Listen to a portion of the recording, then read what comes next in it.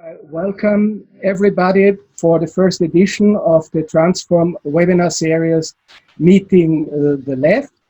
Our special guest today is Catarina Martins. Welcome, Catarina. Thanks for joining us tonight. She is the national coordinator of Bloco de Esquerda, the left bloc of Portugal.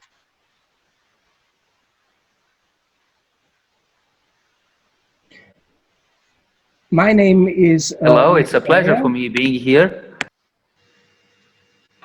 My name is Walter Baier. I'm an economist. I live in Vienna, and I'm the political coordinator of the network Transform Europe. Transform Europe is a network of 34 organizations and journals from 22 European countries, active in the field of critical research and political education, and simultaneously it is the think tank associated to the Party of the European Left.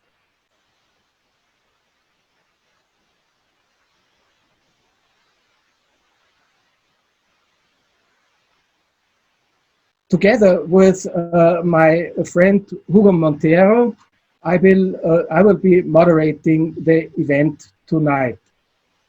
But before starting with the conversation, allow me to give you some important technical instructions. After a first part, in which Catarina will be interviewed by Hugo and me, there will be a second part in which the audience is invited to pose questions. For doing so, please use the Q&A box at the bottom of your controls. Send your questions and they will be read out. We will terminate the session at 7:30. So if there were too many questions or if the time is scarce, maybe not all of your questions will be read.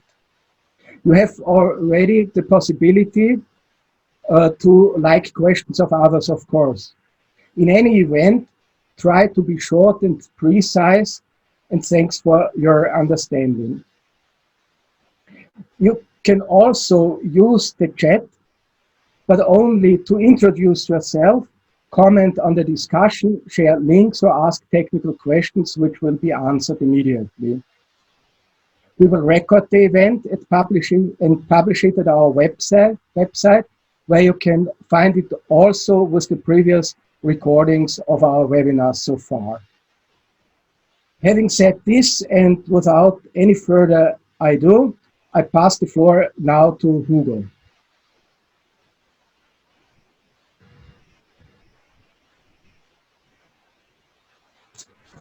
Hello, good afternoon, everyone. I'm Hugo Monteiro.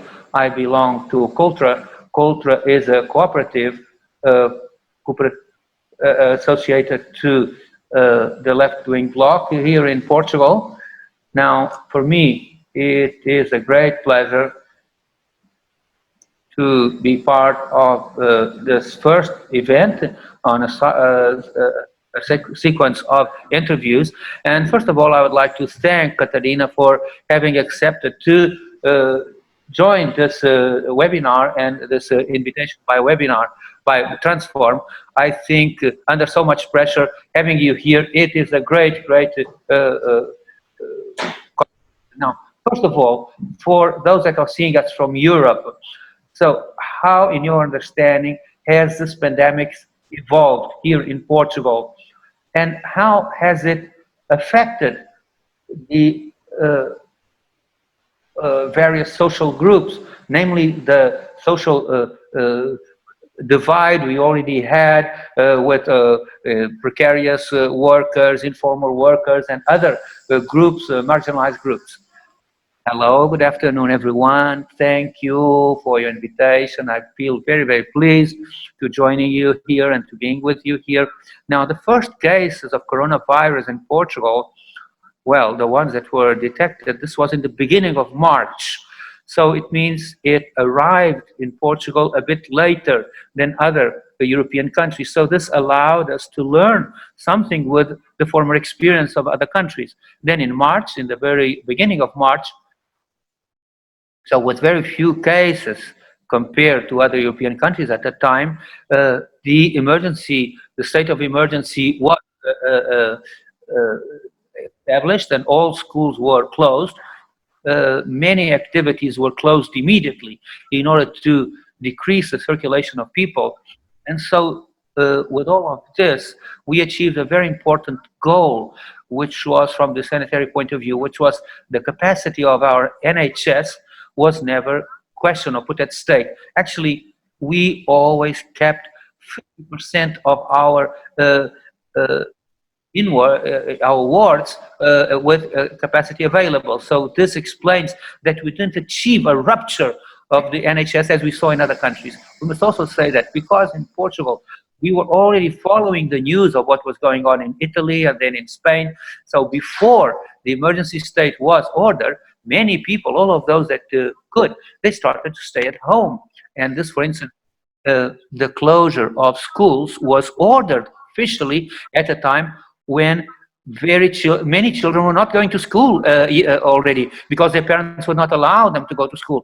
So there was a popular joining to this lockdown on a voluntary basis because people were impressed by the news they were getting from Europe.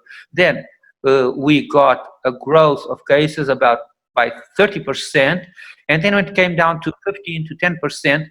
Now the growth of cases is below 2%. So the figures for today are below 0.5%. And the number of people in ICU has also decreased, and the number of people admitted in hospitals has also decreased. Of course, we have more than 20,000 cases already, and we've already went beyond the 1,000 deaths. Of course, Portugal is not immune to what is going on in other countries.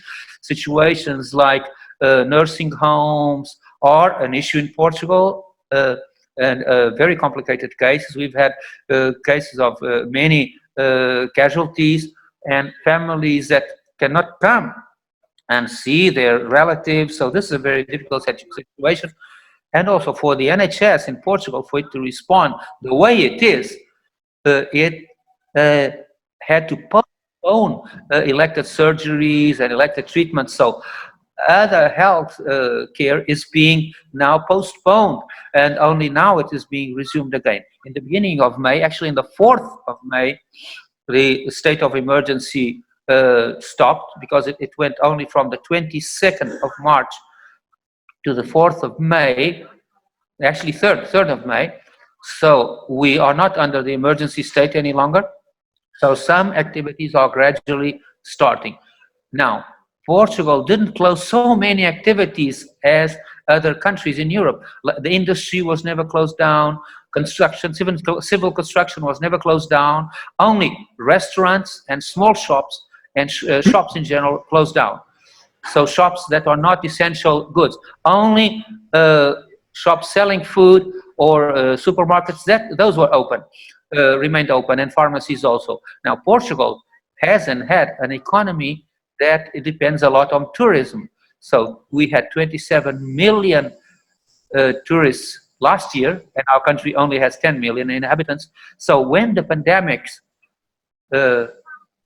hit the rest of the world, although the tourist activity was not declared closed down, it stopped. It stopped because tourists stopped to come in. Then other sectors in the industry also decided to close because their suppliers or their customers were not coming. So the chain was broken because people were not coming because economies are interconnected.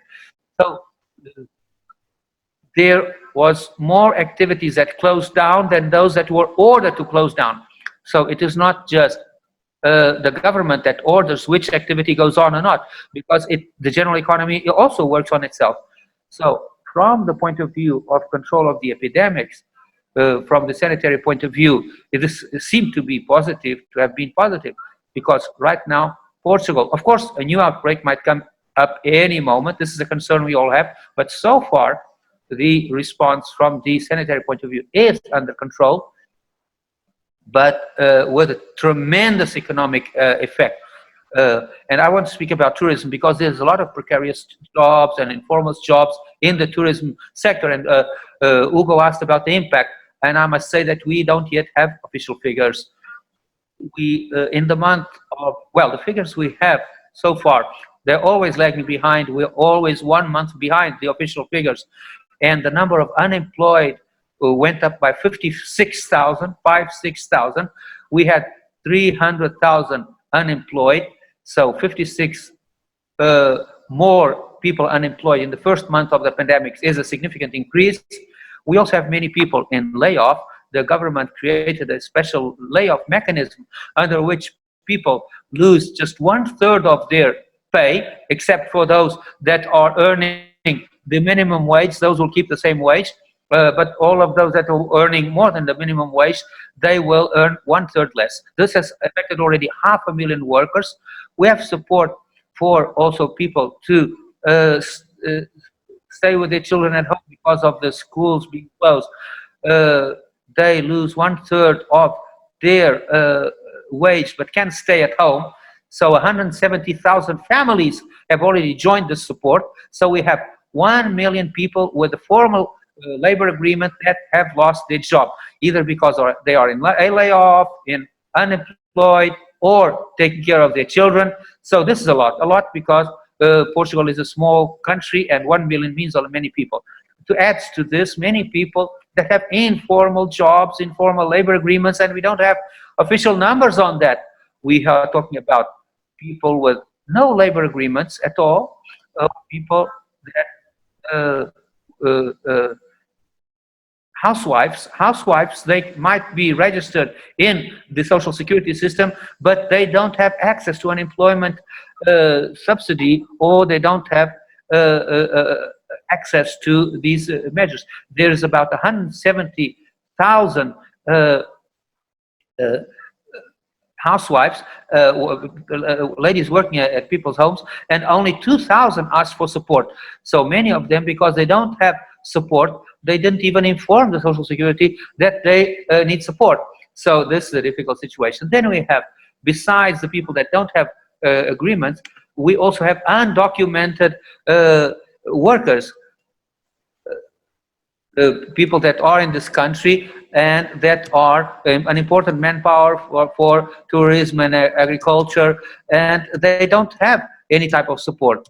So the government took a measure, a very important one, which was to immediately make regular the situation of all of those who are in our country that were asking for them to become legal, so that those that had not started their process, legalization process, we don't know what their situation is. But now, as far as the number of these people that don't appear in the official numbers, I can say that in Lisbon, Bloco de Esquerda has responsibilities in the city council under the portfolio of social security or social issues. So we are having difficulties in being able to respond to the number of people that are becoming homeless in our country. Although evictions have been suspended, the formal evictions have been suspended, but there are many people that lost their home because they were in an irregular situation, precarious condition, or they couldn't pay their rent, and so they are in the street. We already have 1,000 people living in shelters in Lisbon. We found shelters for 200 more, and still there are people in queue working for shelter. Many are people that worked in tourism, in the airport, in aviation, that had very low wages. They would rent a room in a boarding house. Now they lost their job, they can't pay for their room, they are in the street. And a huge number of people that are in need of food support. You know, people, we are also increasing the number of people that are getting meals on the street. So let's say when schools closed down in Lisbon, we kept offering meals to these families, bringing their meals to their homes. We have been initially in the beginning of the lockdown we were offering 300 meals, and now we are offering 1,500 meals to families with difficulties at home. So this shows how the official figures are way below those of the official of what the crisis is creating. Walter, you have the floor now. Thank you very much, Catarina, for these insights in how you coped with the crisis. And indeed, it's amazing that your country, which was so much affected by the austerity policies in the wake of the financial crisis, was able to perform much better than many other countries which started out in better economic and financial conditions. In most of the countries in Europe, there is now a discussion starting from the point that more people than previously understand the importance of efficient and sufficiently funded public services. And there is also a debate on how the recognition of the people in the healthcare systems, which to a large extent are women, can be better recognized and can be better remunerated. Would you say that this is also a topic which applies in Portugal, and what's the take of the left bloc in this discussion?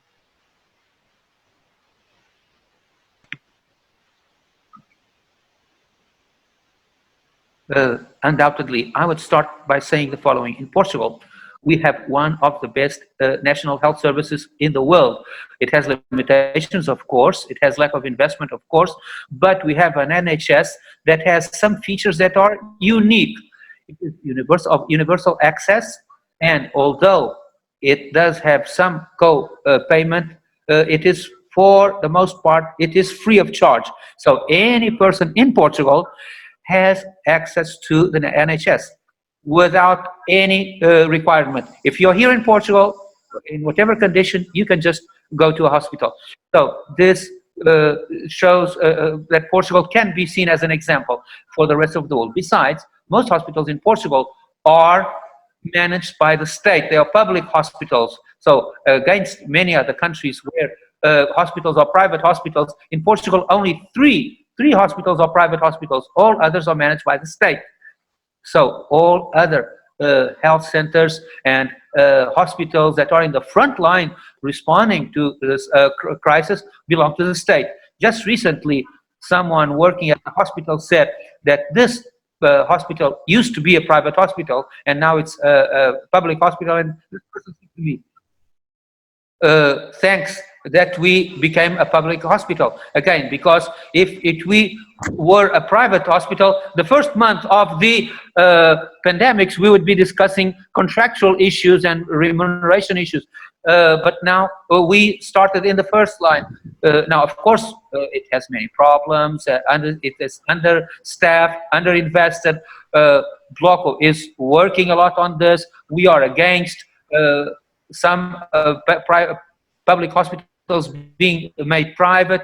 So, but I think that our results show the good aspects of the National Health Service in Portugal. It's also true what you said, that most workers in Portugal are female workers. It is shocking, the situation of the so-called nursing aides. Nursing aides means people that have operational tasks.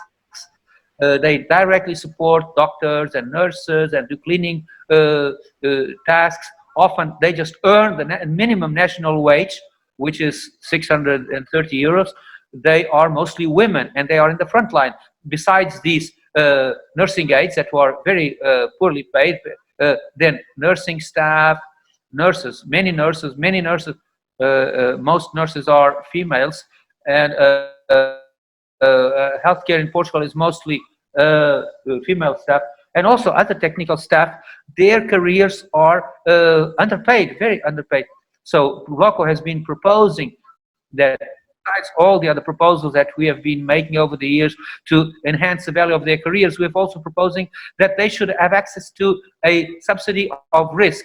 So all these workers in the front line that don't get this type of support, And many of these workers, they haven't been seeing their family for weeks or months, but not to put them at risk. So they're not getting holidays, they're not getting days off, they are underpaid, and for us this situation is unacceptable. Now we are looking at this and we're wanting to value these stats in a different way, and immediately to pay them at least the subsidy of risk, which would be a way to compensate them for the high risk work and amazing work they're doing.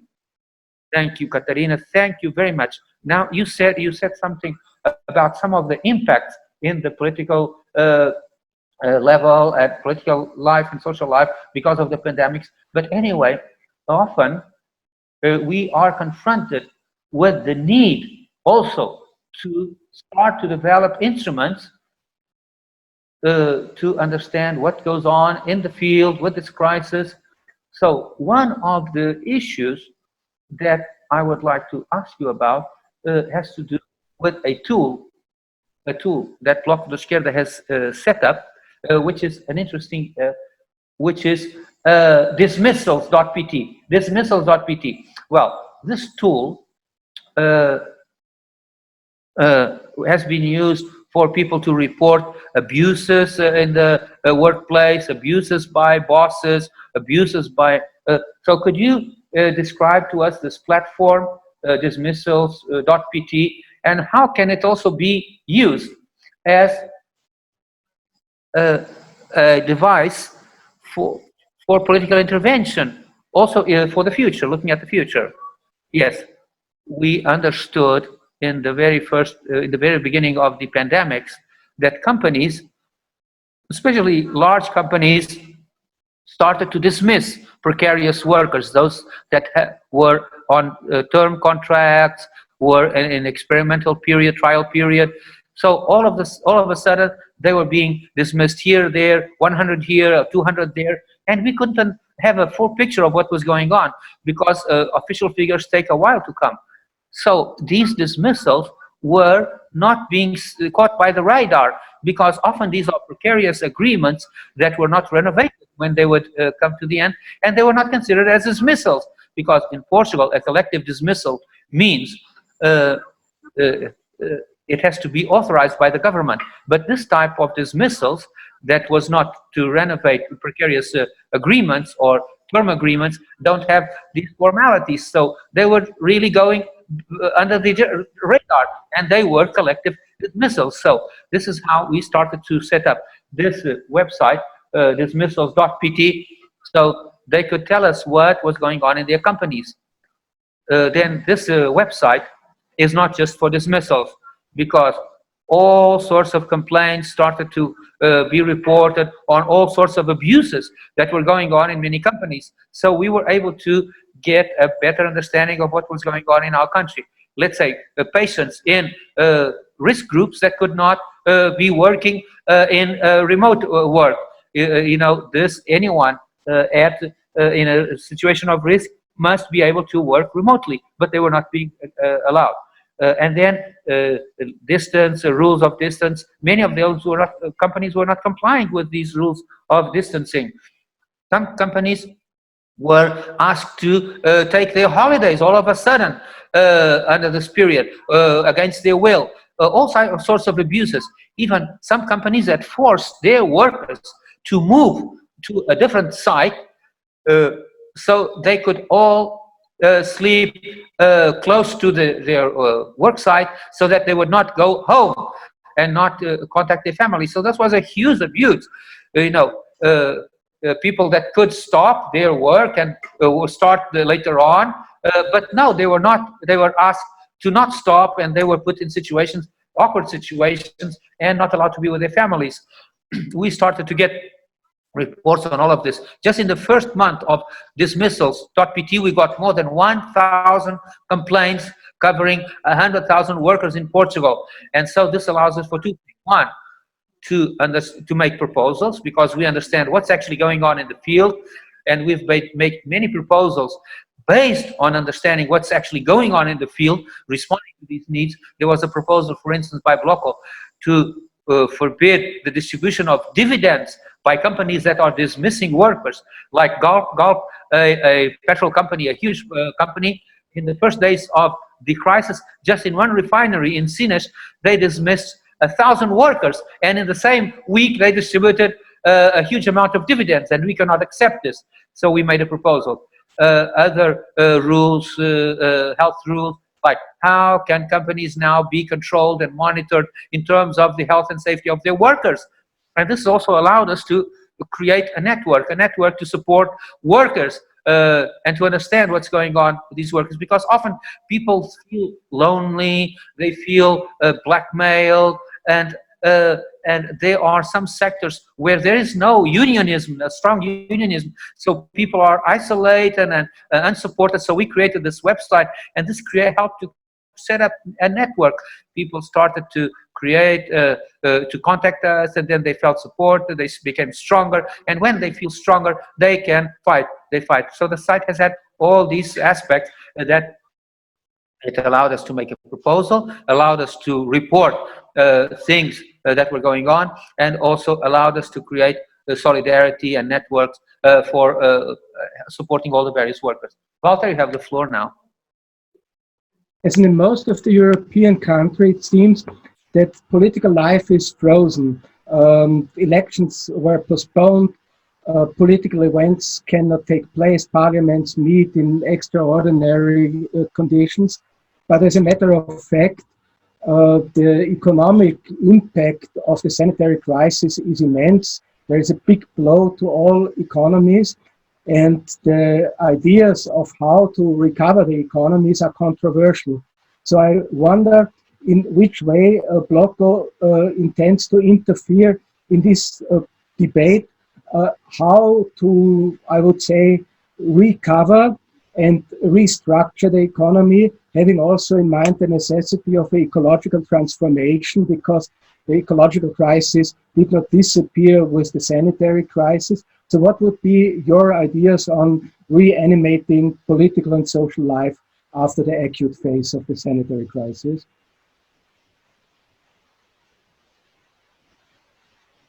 Well, in Portugal also, there has been, we have been having great difficulties in the general political debate, because the media for a long time was just focusing exclusively on the sanitation debate, just giving voice to the government, and it was difficult for us to have debates on explaining ideas and whatever. Any case, right now the situation is a bit better. There is some room for debate. Other topics are being addressed. Now, public money has been coming into private banks also now. So this has been a strong debate also, and Bloco has been very active on this. But there is the issue of the economy. Yes, we have been doing three things at this level. The first one is we don't give up meeting with people to set up proposals. So we held sectorial meetings, often private meetings, sometimes online, most times online, just as we are doing here right now, to bring people together from the health sector, from the education sector, from the several fields of the economy, from culture and so on. So we organized even a large online conference with people from all sectors bringing up proposals. So what we did was, although there was no mediatic space, to not give up the opportunity for debate, both internally in Bloco and also open outwards to the other people through digital media. We brought many people together, and we've been doing this regularly. We also had sectorial debates through social networks, and people are asking questions. So we are developing projects with people. So we keep bringing up solutions. The last great moment we had was an online conference with 7 panels on different topics that brought together 90 speakers, 90 speakers, many of them experts in their field that do not belong to Bloco, and that offered proposals. So we have been keeping the debate alive on proposals. And because we have these debates on proposals, we are also submitting proposals, making proposals to the government. We never gave up on that.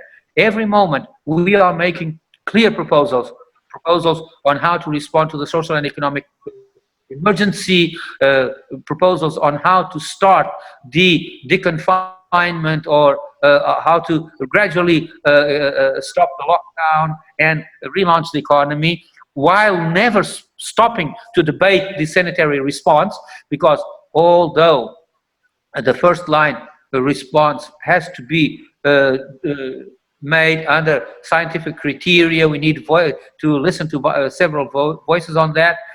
And so we also made proposals on, instead of presenting ad hoc measures or loose measures, we are submitting full packages of measures for full sectors. And because of what Hugo was saying about the Walter was saying about the environmental crisis, we're also working on that.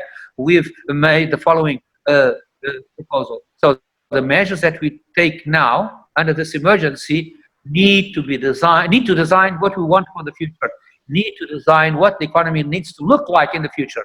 That is true from the point of view of salaries, from the point of view of social state, and from the point of view of the climate, transport, and so on and so forth. I will give you 3 specific examples. From the point of view of wages, we have said that to allow that companies now can dismiss workers or have mechanisms, layoff mechanisms that can cut down salaries, this is devaluating wages in the future. So we are fighting for more support to the economy with better conditions to keep the jobs and remuneration at 100%. Otherwise, in the short term, we will start having cuts in wages. As far as public services, we want the state to re-accredit private hospitals so that the National Health Service, because you know what happened here in Portugal was that many of these private hospitals were drawn in to respond to the COVID, and now they have to be re-accredited because we need to again start a balanced response to all the NHS, because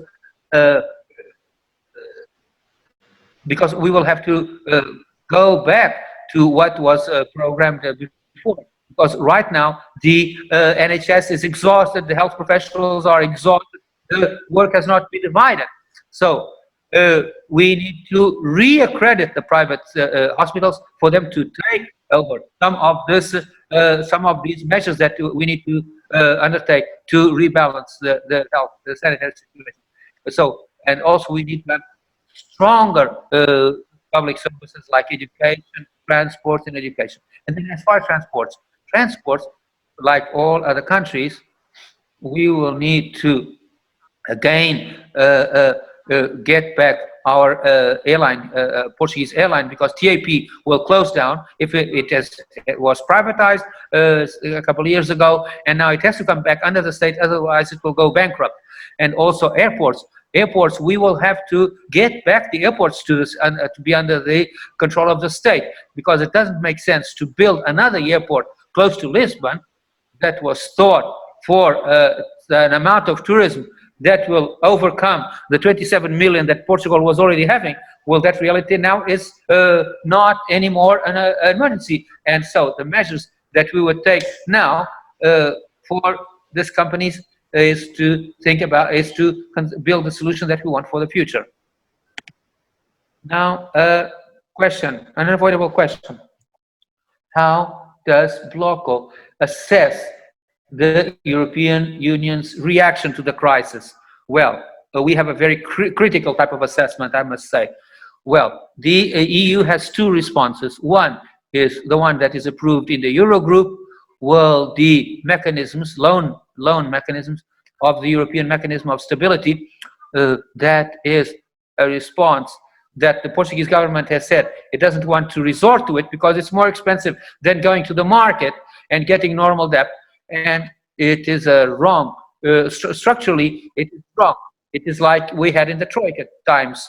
It is to get indebted now, and then in the future, we would need austerities, cutting down pensions and this and that. No, we are against that type of response, both immediately because it will become more expensive in the short term than to going to the market, and structurally in the long term it will also generate austerity in the future, and austerity has already created so much damage to the economy. We want to get back to, don't want to get back to that. No, the country will not accept that at all. Now, another response is to have no response by the EU. So when they postpone the decision, means that they don't have any answer. That something that is being postponed regularly, it means they don't have an answer to give. So we have a proposal. We made a proposal, a consistent one. It's a proposal that has some similarities to what the Spanish government in the second stage also submitted. So it was discussed with our partners in the European left. And the proposal we make is to pick up on this idea of the recovery fund, which is an idea from the Eurogroup, but it only appears as a slogan. So it is empty in terms of content. So we are giving a content to the recovery fund. We think that this recovery fund should be funded until 1.5 billion directly by the European Central Bank, and then be distributed, that funding be distributed according to the needs of the countries, considering not only the assessment that has already been made by the various countries in terms of cohesion, which is normal in types of European funds, but also taking into account the impact of the pandemics, because the results of the pandemics, of course, are different in Spain than in Portugal. So the effect of the pandemics in each country has to, or the strength of the pandemics in each country should be another criteria. So the one that has to do with the cohesion fund, and the other one has to do with how the pandemics, how strongly the pandemics hit these countries, namely in terms of how the response was offered. So this is our proposal. It's the only proposal that we made, and that the only one that we think that can actually respond to the situation, because it creates the funds that are needed, because we will need a lot of funding. And this is a response that would not compromise the future, because our idea is that this injection by the European Central Bank should be with low interest and large maturity, maybe 20 years, so that the states could have enough time to invest and recover the economies. Now, because if the states cannot recover the economies and rebuild their economies, because we don't want what we had before, because it was not possible and it was not good. If states cannot rebuild their economies, we will have a very deep recession in Europe.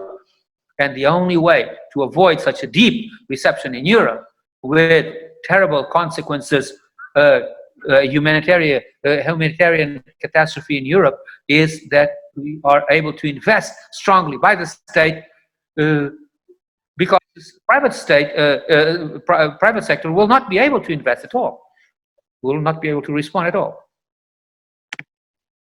Walter, you have the floor. Yes, I fully agree with the interpretation of the situation which you give. Actually, the European Union failed completely in responding to the crisis. The question is, what can be done? You referred that to a certain extent.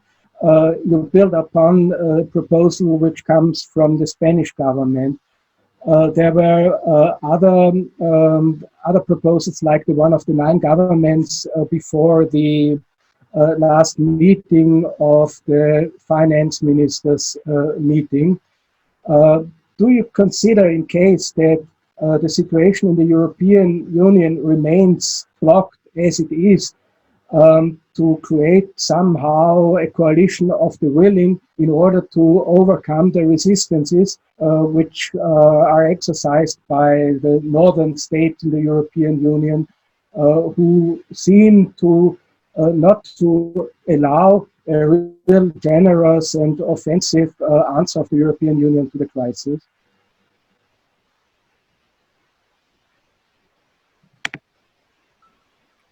Just a small correction. The Bloco de Esquerda presented its proposal for the recovery fund before the Spanish government made their proposal. Yeah, So this means that several circles are working on the same type of proposals.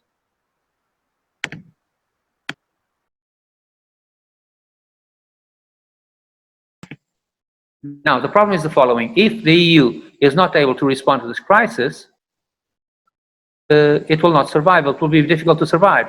Because what's the purpose of a EU that is not able to offer a response to a situation like this? So, for the good and for the bad reasons, there is a crisis of democratic legitimacy of the EU itself.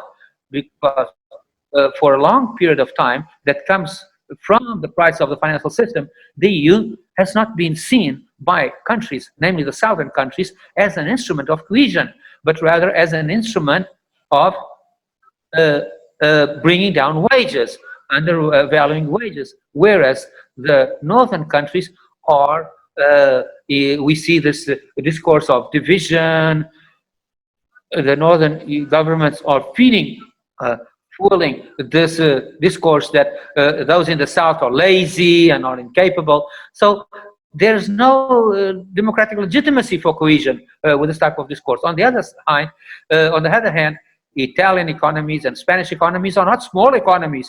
They are not just like Portugal, it's a small economy. They are large economies within the European context, where there is a huge crisis of legitimacy of the EU since the austerity policies were imposed after the financial crisis. And not by chance that these are countries where the extreme right forces have been growing, and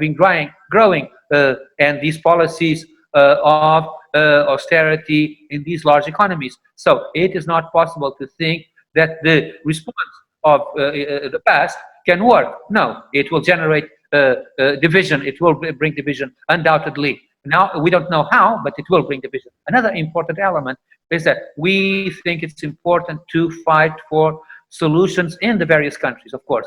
The various countries need to fight in order to be able to have joint solutions for Europe.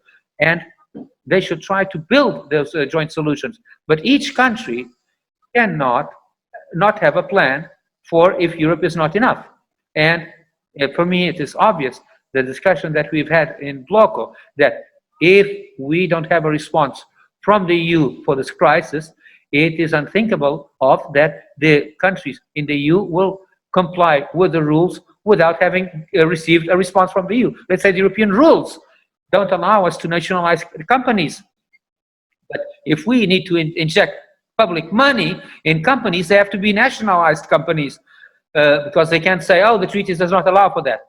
Now, it's time for companies to be nationalized. Then, in the discussion of the European response, those who have more hope than me in the EU should be fighting not to suspend the treaties, but to renovate these treaties, because to suspend the treaties in this moment is very little. It's not enough. And is about wanting to feed a tremendous crisis in 1 year's time. When we are not yet done with this one, we'll have another one. So I think that from a national point of view, so the obligations of each state and of each government, and also from the point of view of the European responses, this is the time for the absurd rules we've been subject to. They are not of any use any longer, and they must finish once and for all. Okay, very well. Now you spoke about the differences among states and the European context. Now, as far as the left-wing forces in Europe, what role do you think they can have in the post-corona period? Which alliances, which types of transnational cooperation forms can be put in place at European level?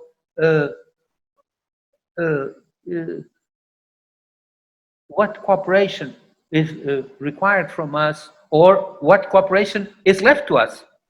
Well, the situation is a bit difficult, complex. The various countries have different political parties have different responsibilities in their various countries with different relations of forces. So we cannot all have the same position at the same time. That is too simplifying. It's not possible. So we have to be able to work with the specific problems we have in each state. But having said this, a union of everyone for the revocation of treaties, because all the left-wing parties were against the Stability Pact, were against the way the economic governance was being conducted under the austerity period. So have a clear alliance, a left-wing alliance, as far as what has to do with the rules for economic governance, that is desirable and possible. Also to be able to articulate, to coordinate the need for the public control over the strategic sectors of the economy. Otherwise, we will not be able to reconstruct, rebuild what we have lost with this crisis, and also to respond to the climate crisis. So repeal of the treaties and to recover the control over the strategic sectors are very important points in which the left-wing forces can unite. Then other subjects also, it's easier to have a union in Southern European countries, for instance, like peripheral economies, let's say restructuring of public debt. We are starting the pandemic crisis with the weight of the financial crisis, because we're the peripheral countries that paid the cost, the holes in the financial crisis. So it was from the peripheral countries in Europe that Europe was able to rebalance the financial sector, and these countries were left with huge public debts. And this cannot be forgotten, cannot be ignored, we cannot forget it, and it is more important, more difficult to have a union with left-wing parties in the north of Europe, but in the southern European countries it is easier. But as far as recovering control over the strategic sectors and repealing the treaties, that is easy to get a union among all countries.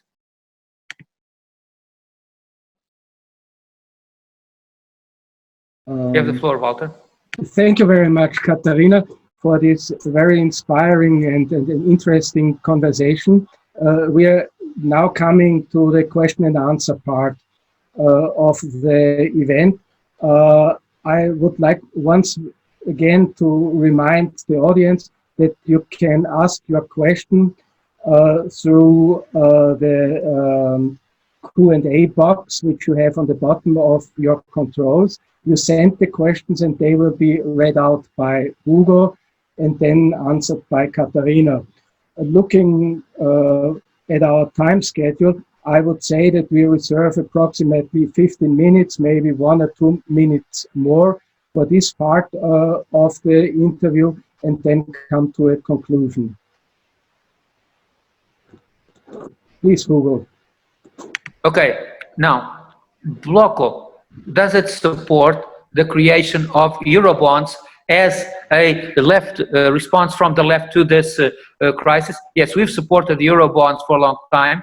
If they come up, we will not be against, but we think that right now it is not enough of a mechanism, because Eurobonds means creating debt, and creating debt now, creating debts in the market, and being subordinated to the financial markets, we don't think it's very good for the future.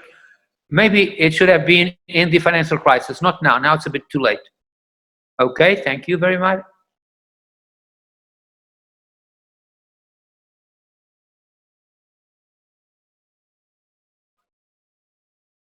Let's see if more questions come up. I have another question from my side. If no other questions come up, and if I'm not being abusive, I don't see more questions coming up. Catarina says she's seeing many questions. Actually, I can also see many questions on the chat. I see several questions on the chat, actually, many. Hugo only sees one question.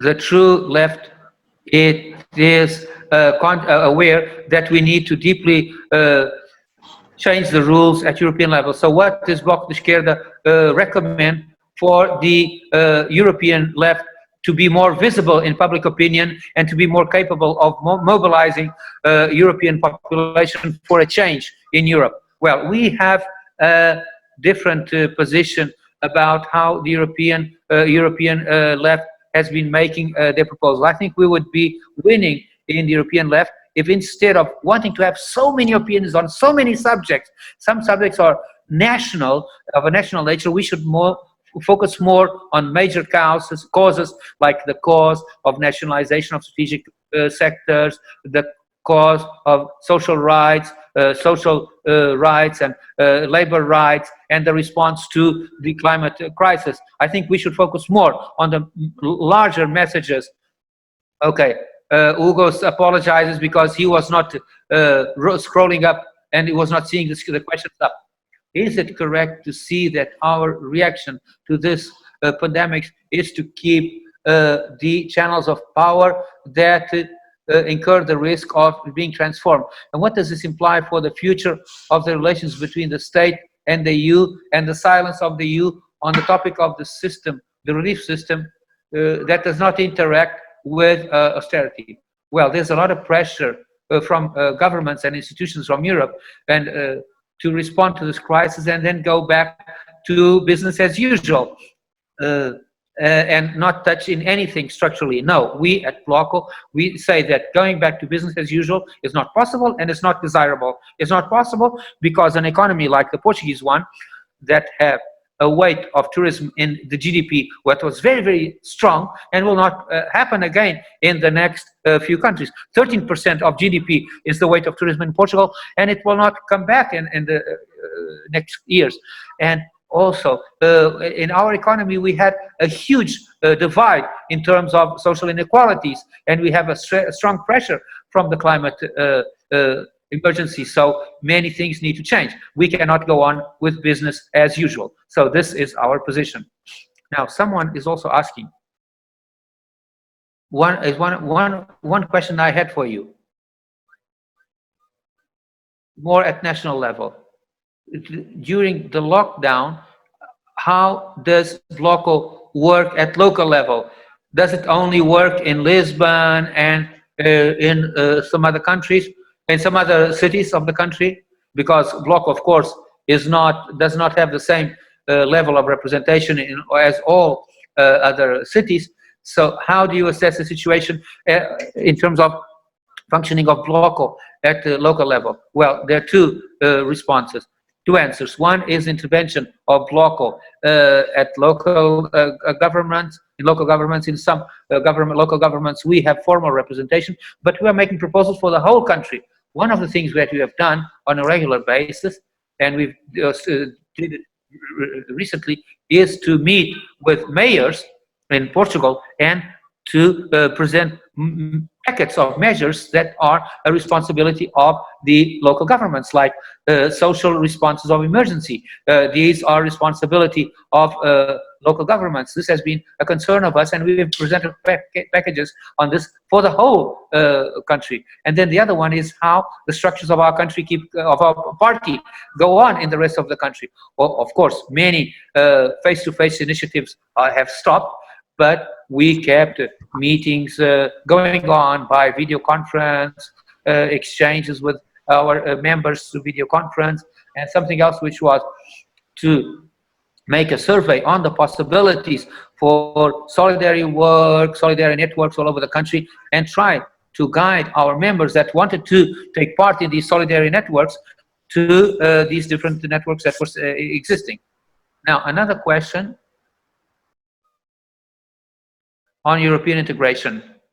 Do you think there should be more integration of the Southern European countries, and how would it be possible?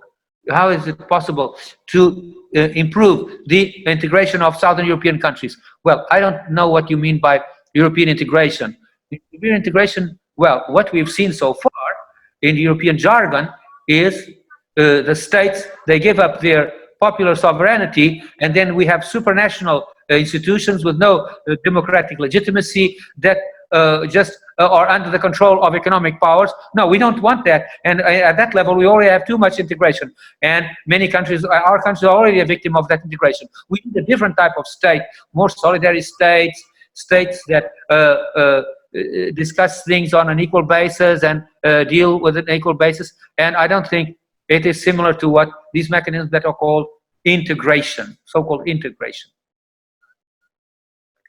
Now, the Green New Deal. There's a question on the Green New Deal. Can you foresee specific alliances and specific steps by the European left on the Green New Deal? How is the subject being discussed within Bloco? Well, I think so.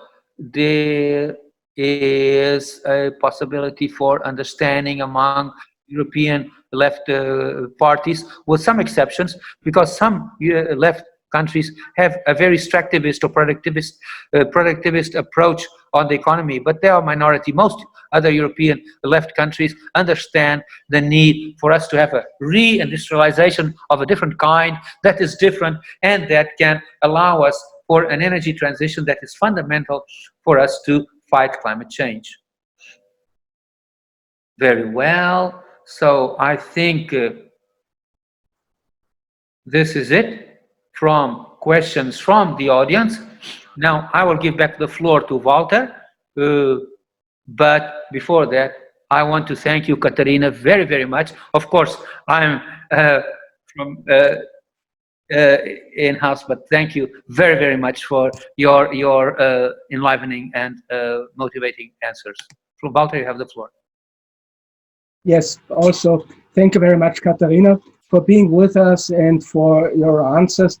I must say I felt a little bit guilty when listening to the staccato of questions directed towards you. However, I think they were very important and your answers were very insightful and helped us a lot to understand better the situation in your country and the view which you have on Europe. My special thanks go also to Rui Silva for the excellent job enabling us to have this conversation by simultaneous translation.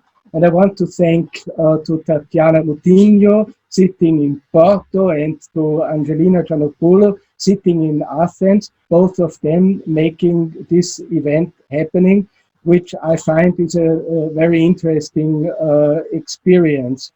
Let me say that our next edition in the series of webinars will be with Katja Kipping, who is co-chair of the German left party, Die Linke, which will be on Wednesday at 6 o'clock p.m.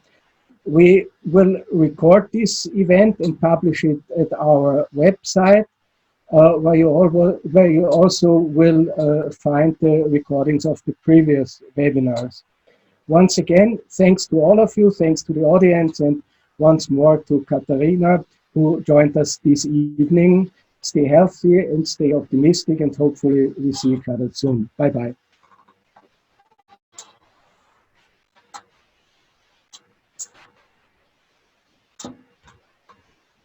Thank you, Walter. Walter, thank you, Transform. Thank you for the great work you are also doing in Europe.